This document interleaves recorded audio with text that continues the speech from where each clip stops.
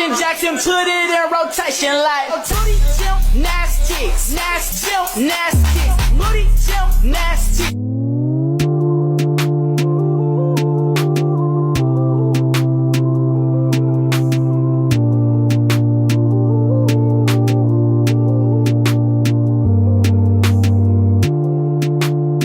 My sister was found in these woods like an animal. And she did nothing to anybody for anyone to want to do her like this. This is Beauty Couch, a 22-year-old girl from Austell, Georgia, who had over 150,000 people following her on Instagram just to watch her skate.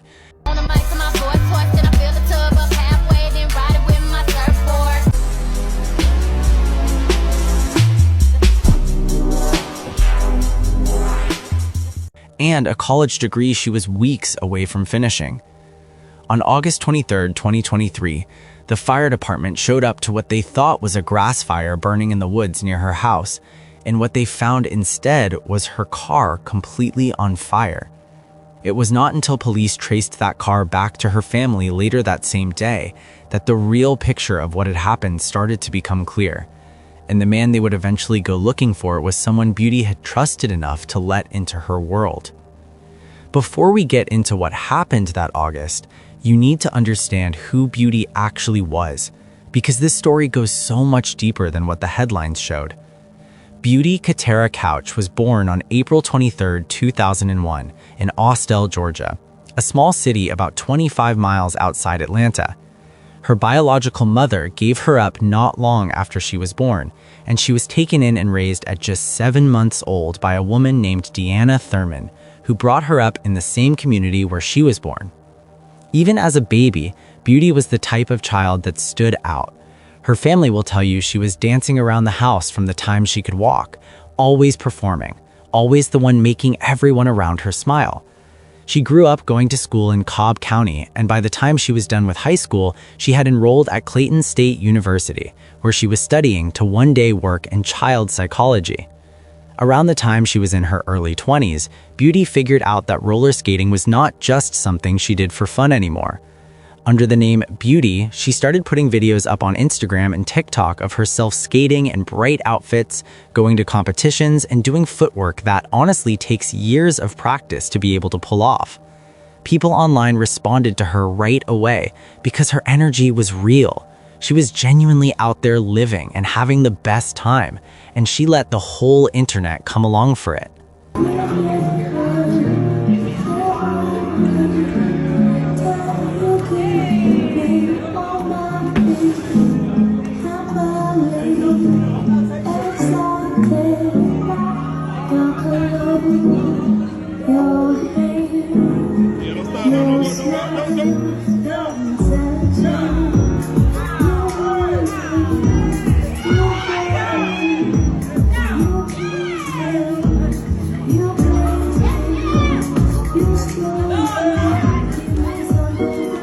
By 2023, she had pulled in around 150,000 followers on Instagram and close to 90,000 on TikTok. She was taking home wins at skating competitions, and her fans were calling her a champion skater. She had started posting about paid skating lessons she was offering online and launched a little pop-up shop called Beauty K Essentials. Beauty was working part-time running dance programs for young people at a youth center and was picking up shifts waitressing on the weekends in Atlanta. And on top of all of that, she was 1 semester away from finishing her degree. Her adoptive mother, Deanna, described her as a gift from God who stole my heart from day one. Her biological mother, Kimberly, who had stayed close to Beauty throughout her life, talked about a daughter who loved skating, loved going to work, loved dressing up and keeping her hair done, and was a friend to everybody she ever came across. Her sister Layla described her as so lovable, so caring, so fun, and so amazing, and said she touched so many people without ever doing harm to a single one of them. That part about her never bothering anybody is something every single person who knew her will come back to. She was not someone who had beef with people or brought drama to other people's doors. In early August of 2023, Beauty held her first in-person dance class, something she had been working toward for a long time. She put it up on Instagram and her followers were excited for her. Everything was moving in the right direction. And then, a few weeks after that, on August 19th, she posted what turned out to be her very last Instagram photo, a set of poolside pictures with the caption, "He said I look good in red, might as well call me sexy red." She had no idea that would be the last thing she ever posted, and the people who loved her had no idea they were seeing her for the last time. Now, around this same time, Beauty had a man in her life. His name was Eugene Louis Jokes, a 21-year-old from Naples, Florida, who also skated, which is how the two of them connected. Eugene had actually left Florida and moved to the Atlanta area just to be closer to her. The relationship was still new, and her family had barely even had a chance to get to know him. Kimberly said she only crossed paths with him one time, just briefly, and that one encounter left her with a feeling she could not shake. She could see something was off about him right away, the way a mother picks up on things that other people miss. Beauty's sister, Layla, had a similar feeling about him. She described him as very quiet, almost abnormally quiet, in a way that made her uncomfortable. And her brother Mario, who also only met him once, said he walked away from that one meeting convinced that Eugene was bad news. Whatever was happening between Beauty and Eugene, it was not showing up anywhere that her family could see clearly enough to act on it. And on August 22nd, 2023, Beauty Couch was seen alive for the last time. By the afternoon of the same day, the Austell Fire Department got a 911 call about a brush fire near Joe Jerkins Boulevard and Landers Street, a wooded area just outside a neighborhood in Austell, Cobb County. On the surface, it sounded like nothing unusual. Brush fires happen all the time in summer, and the crew that responded was expecting to deal with some dry grass or overgrown brush that had caught fire in the heat.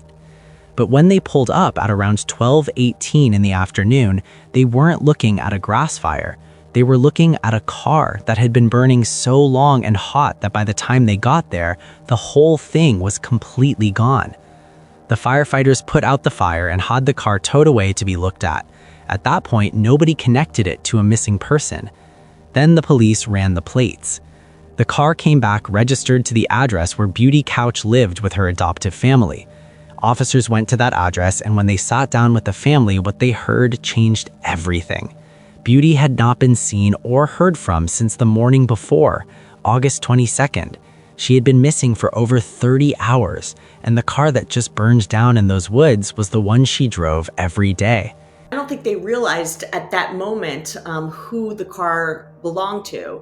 I think it wasn't until they realized that the car belonged to a family member of Beauty Couch and that she was reported missing that they realized this is much more than what they initially thought. Police went straight back to that spot in the woods. This time, they were out there searching the tree line with the full understanding that something very bad had happened to this girl. And they found her quickly. Beauty's body was found at the edge of the tree line in the thick part of the woods near where the car had been set on fire. She matched the description her family had given, and by every single account, what her family saw when they came to that spot was nothing short of horrific. My sister was found in these woods like an animal. She did nothing to anybody for anyone to want to do her like this. According to the official arrest paperwork filed in Cobb County Court, Beauty had been stabbed multiple times in the upper part of her body with a sharp object. After that, her body was left out there in those woods and her car was set on fire on purpose, with the clear goal of getting rid of evidence and making sure it took a long time before anyone found her. One officer said at the time that if that fire had not brought emergency crews out to that spot, her body could have stayed hidden for years given how deep in the woods she was left. Whoever did this was counting on those woods keeping her buried. They wanted time, and they were already moving to put distance between themselves and what they had done. Police had what they needed to start pointing in one direction. They had a car registered to her family, they had a young woman who had not been seen since the day before, and signs of a murder that someone had gone out of their way to hide. And they had a boyfriend who had moved from Florida to be with her, someone the family had bad feelings about from the very first time they met him. Investigators locked in on Eugene as their main suspect, and by the time they started looking, he was already 450 miles away. Eugene ended up in Slidell, Louisiana, in a parish called St. Tammany, an area he was already familiar with, possibly because he had people out there he could go to. But what he did not count on was how fast law enforcement was about to close in on him. The U.S. Marshals Task Force got a tip that pointed to his location in the Slidell area. They linked up with the St. Tammany Parish Sheriff's Unit, set up surveillance on spots he was believed to be hiding, and tracked him down on the road. On August 25th at around 4:40 in the afternoon, they spotted him driving down Oak Harbor Boulevard and pulled him over. He was arrested without any trouble and booked into the St. Tammany Parish Jail as a fugitive. That was just 2 days after Beauty's body was found. The sheriff of St. Tammany Parish, Randy Smith, made it clear that nobody was going to use his area as a safe place to hide from a murder charge, and that his department had been proud to help bring some sense of closure back to Beauty's family. On August 26, 2023, just 3 days after Beauty's body was discovered and 1 day after the arrest was made, her family went back to that spot in the woods near Joe Jerkins Boulevard where she had been left. They brought balloons, flowers, and teddy bears, and they held a vigil right there. The grief coming out of that family in those days was not the kind you can describe. It was the kind you feel just watching it. Kimberly got in front of the cameras and said they took her baby's last breath, that they took a part of her heart, and that she wanted them to pay for what they did to her child. She also said something that showed the kind of person she was, despite all of it, telling people that even though the pain was real, she loved God enough to one day maybe forgive him, but that she would never forget what he did to her baby. Known Eugene to be her boyfriend. I want him to look in those four walls and see her face. I want him to go to sleep and see her face. Her sister, Layla, was the one whose words really hit differently. She talked about Eugene, this man who had at one point been showing up with flowers and taking her sister out and making her laugh. She said she could not understand how it went from that to this, how a person who used to make Beauty smile could end up being the reason she was gone. And she ended with the line that everybody who loved Beauty held on to.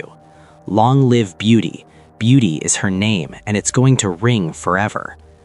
Her brother Mario was carrying something on top of the grief, and that was guilt. He talked about how he and Beauty had just been getting closer before she died, how looking back he felt like she had been trying to reach out to him, trying to give him signs that something was wrong, and that he had not caught it in time. He said about Eugene, he wanted that man to sit in those four walls every single day and see his sister's face when he tried to sleep and feel even a small piece of the pain her family was living with. On September 15, 2023, Eugene Louis Jock was sent back to Georgia and booked into the Cobb County Jail. The next day, he showed up in court for the first time, and they denied him any chance of getting out on bail. Then, on October 5, 2023, a grand jury in Cobb County officially charged him on 5 separate counts: murder, aggravated assault, second-degree arson, hiding the death of another, and tampering with evidence. That indictment was the court system's formal way of saying there was more than enough evidence to put this man on trial. As for why he did it, nobody has said a word publicly. Authorities have not released anything about what may have set this off. A legal expert who commented on the case at the time pointed out that prosecutors do not actually need to prove a reason to get a conviction, but having one to put in front of a jury goes a long way toward making the case airtight. Keep in mind that the prosecutor is not required to have a motive in order to prove an individual guilty beyond a reasonable doubt. However, anytime there is a motive and you can introduce that motive to the jury as an explanation as to why an individual would want someone dead, it's going to make their case much stronger. The case is still sitting in Cobb County Superior Court with no resolution that the public knows about. It is possible the case has been slowed down by the kind of legal back and forth that often drags murder cases out for years. It is also possible that something happened behind closed doors. But as things stand right now, Beauty's family is still waiting for justice. And Beauty's story, as heartbreaking as it is unfortunately not the only story like it. This thing that happened to her is part of a bigger, darker pattern that keeps showing up, and it's worth saying out loud before we finish. Think about Gabby Petito in 2021, a 22-year-old girl who was making travel videos online with her fiancé, Brian Laundrie, when she went missing during a road trip out west. Her body was found in Wyoming. She had been strangled. Laundrie ended his own life before police could bring him in, but not before he left behind a written confession. Contents of Brian Laundrie's notebook have been revealed. Here at 10, we've got our first look at what he wrote about the death of his fiancée, Gabby Petito. It's his confession in his own writing, and legal experts say it could become evidence in a current lawsuit against the Laundrie family. Let's bring in Fox 13's Janae Lewis live in our newsroom with a story and what he wrote. Janae, this captured everybody's attention last year. What does this say? It's still capturing everyone's attention now. Since the FBI discovered this notebook last year, there have been a number of questions about what was inside. Agents previously said Laundrie wrote his confession, but now we know why, at least in his words, he did it. Glimpses into his final words. The FBI recovered this notebook last year near the remains of Brian Laundrie in the Carlson Reserve in Sarasota County. And now for the first time, we are seeing what he wrote. Inside, FBI agents say he confessed to the murder of Gabby Petito. In the pages publicly released, Laundrie writes, "I ended her life. I thought it was merciful, that it was what she wanted, but I see now all the mistakes I made." The FBI determined Laundrie killed Petito last year while on a cross-country trip. Her parents in New York reported her missing when they stopped hearing from her, then learned Brian returned home to Florida without her. Searchers found her body in Wyoming, and a coroner said she was strangled to death. Laundrie called her death an unexpected tragedy, saying Petito was hurt while they were at a park in Utah. He said he didn't know the extent of her injuries, but knew that she was in extreme pain, saying, "From the moment I decided, took away her pain, I knew I couldn't go on without her," adding, "I am ending my life, not because of a fear of punishment, but rather because I can't stand to live another day without her.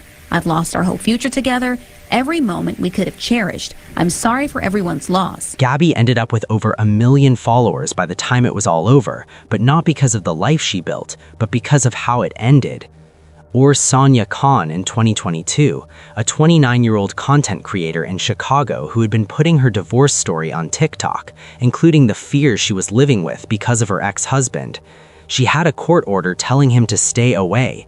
He boarded a plane from Georgia anyway and showed up at her door and unalived her before taking his own life. A murder-suicide rocks the Windy City when a man kills his ex-wife after she discusses their divorce on TikTok.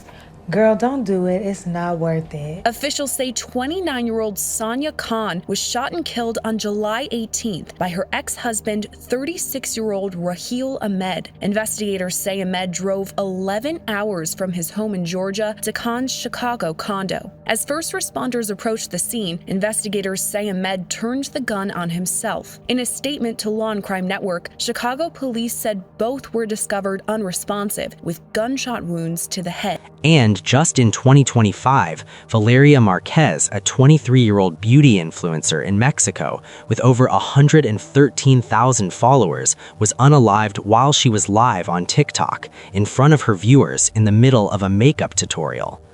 Prosecutors out there are treating it as a targeted killing against a woman. A social media influencer is shot to death while doing a TikTok live stream at her beauty salon just outside Guadalajara in central Mexico.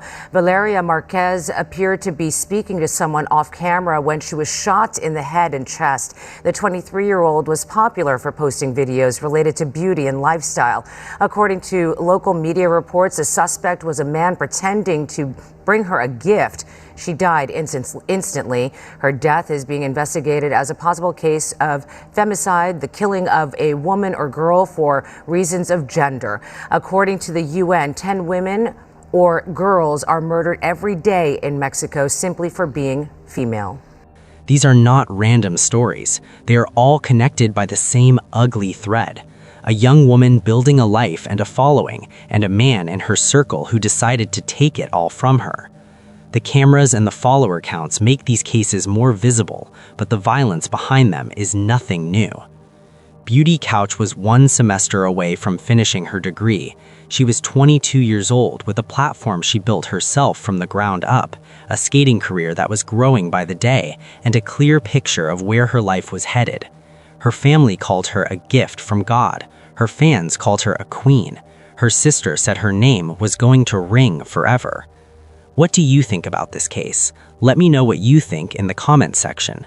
Also, click on one of the cards on your screen to see more videos like this. See you in the next one.